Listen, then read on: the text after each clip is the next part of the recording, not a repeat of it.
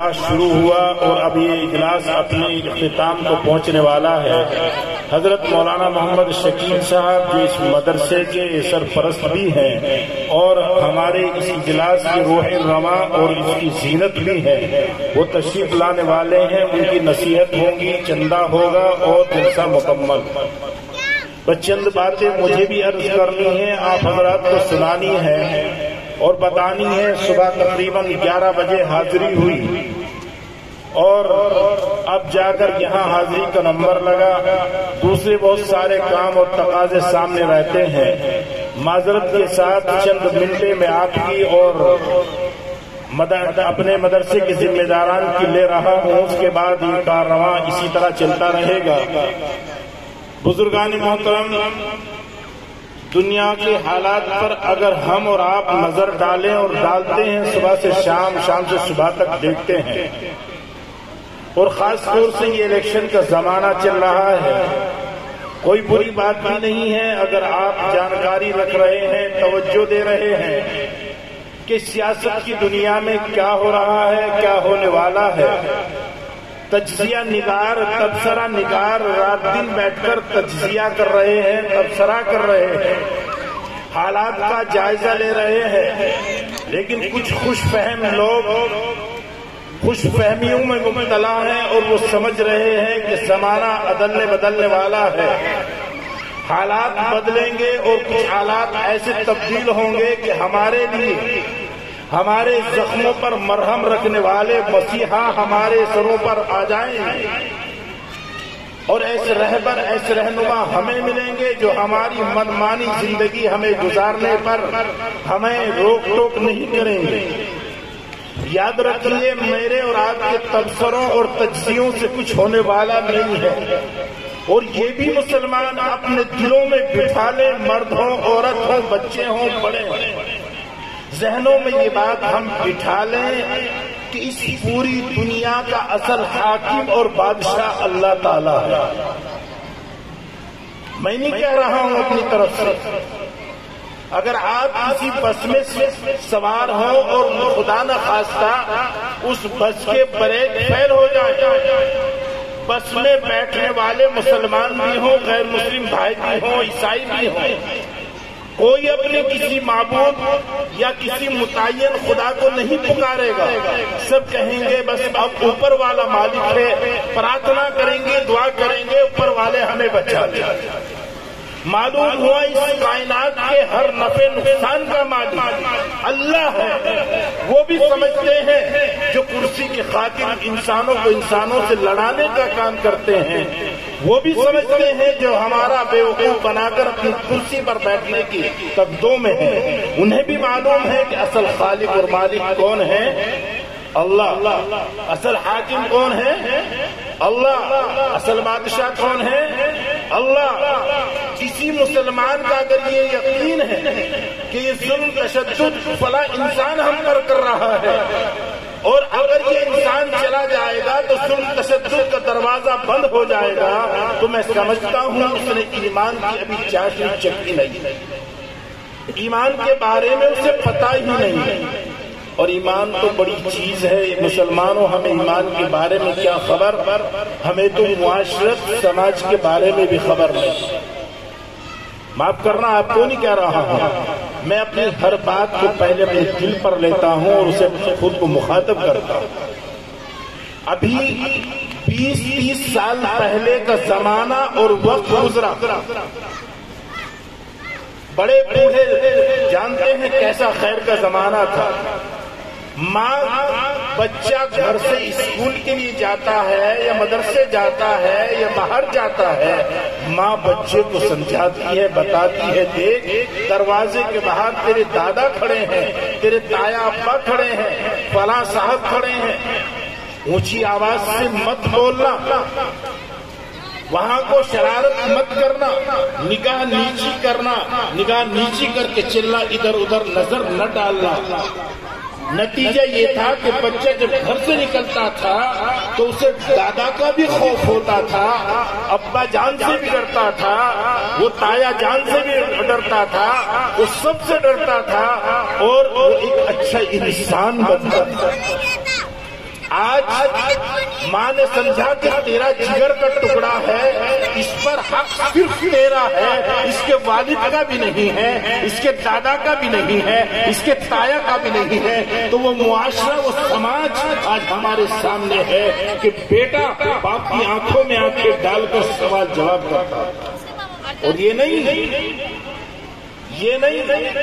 بلکہ اس سے آگے بڑھ کر ایسے حالات سامنے آتے ہیں کہ بیٹا نہ صرف باپ کو گالیاں دیتا ہے بلکہ جوتا نکال کر باپ کو جوتا دکھاتا ہے۔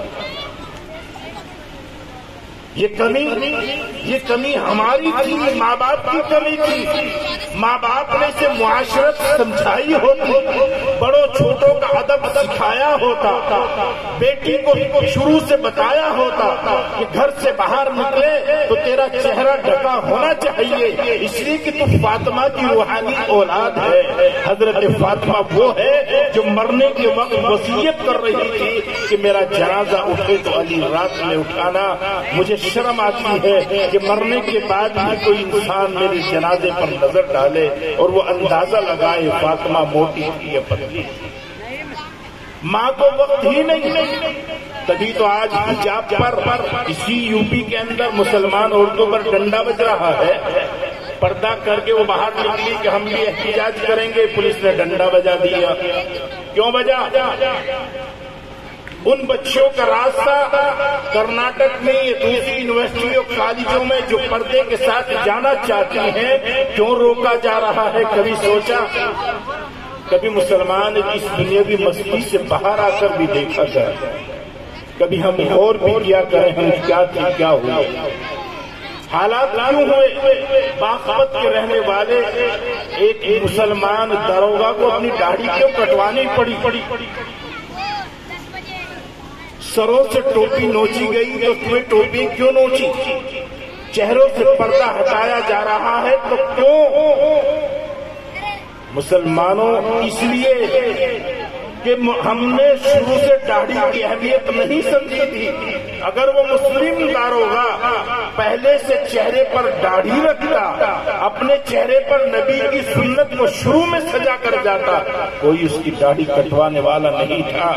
ہم میں سے اکثر نے سمجھا کہ یہ داڑھی رکھنا ضروری نہیں ہے، تو غیر ایمان والوں نے بھی یہ سمجھا کہ مسلمان کے لیے داڑھی رکھنا ضروری نہیں ہے۔ میری بہن بیٹیوں نے سمجھا کہ پردہ کرنا ضروری نہیں ہے، اس لیے انہوں نے بھی سمجھا کہ پردہ کرنا ضروری نہیں ہے۔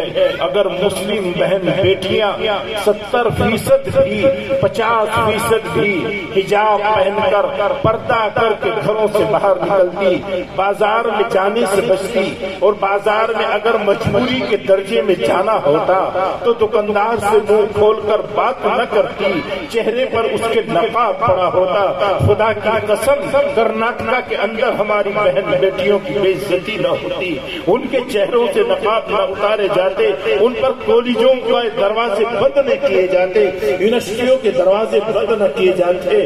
یہ ہماری کمی ہے، ہم نے دین کے کام کو ہلکا سمجھا۔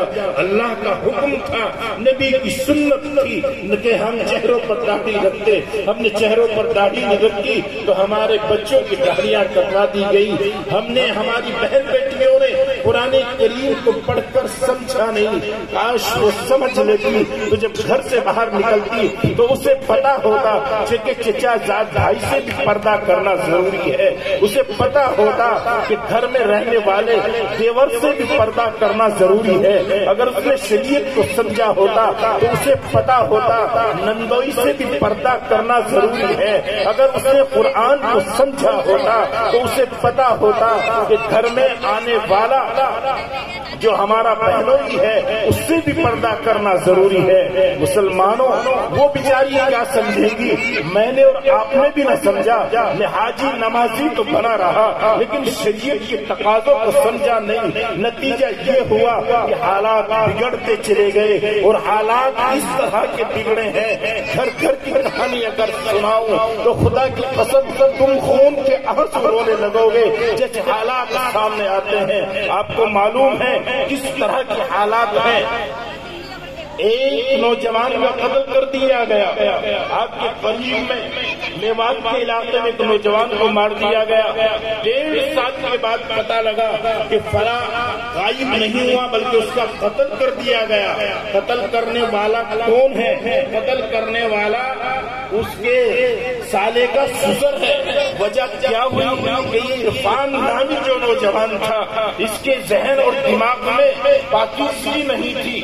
جس گھر میں رہتا تھا سالے کی بیوی بھی رہتی تھی، وہ پردہ نہیں کرتی تھی، تو اس نے اس سے ناجائز تعلقات قائم کر لیے اور زبردستی اس سے منہ کالا کر رہا تھا. ایمانداری سے بتاؤ، اگر وہ اس کے گھر میں رہنے والی اس کی سالے کی بیوی اپنے اس نندوئی سے پردہ کرتی تو کیا یہ حالات پیدا ہوتے؟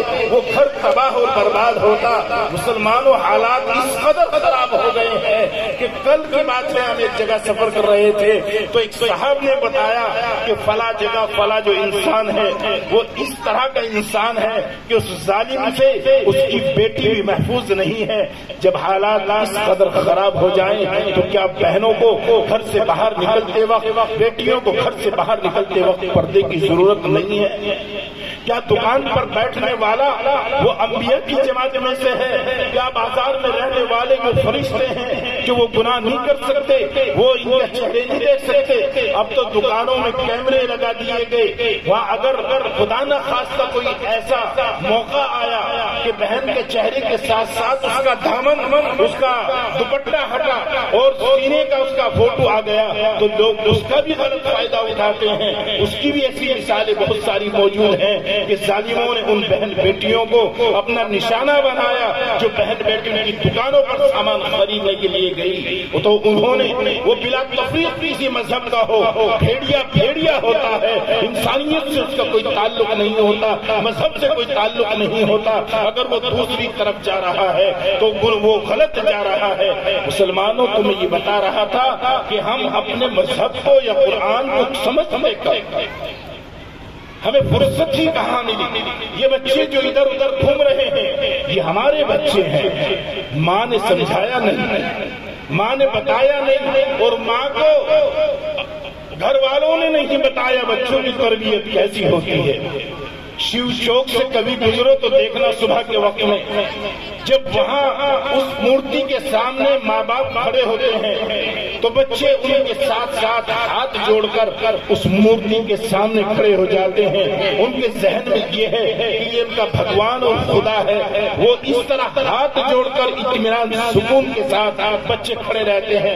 ماں باپ 10 منٹ کھڑے رہے، 1 گھنٹہ کھڑے رہے، بچہ آنکھ نہیں کھولے گا، ہٹے گا نہیں. کیوں؟